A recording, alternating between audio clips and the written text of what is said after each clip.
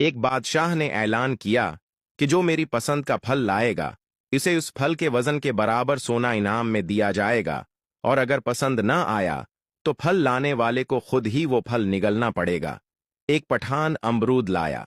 बादशाह को पसंद न आए तो उसे अमरूद निगलना पड़ा। एक चौहेद्री फालसे लाया। वो भी बादशाह को पसंद न आए तो बादशाह ने चौहेद्री को कहा, फालसे निगलो। वो आसानी से निगल गया। एक मुसलमान बीर लाया। बादशाह को पसंद न आया तो उसने बीर आसानी से निगल लिए। एक हिंदू सीब लाया। वो भी बादशाह को पसंद न आया और बादशाह ने उसे सीब निगलने का हुक्म दिया। वो जोर जोर से रोने लगा और फिर अचानक हंसने लगा। बादशाह हैरान हुआ और वजह पूछी तो वो बोला, रोता उस लिए हूं कि मैं ये सीब नहीं निगल सकता, और हंसता उस लिए हूं कि बाहर एक सरदार जी तरबूज लेकर आ रहे हैं।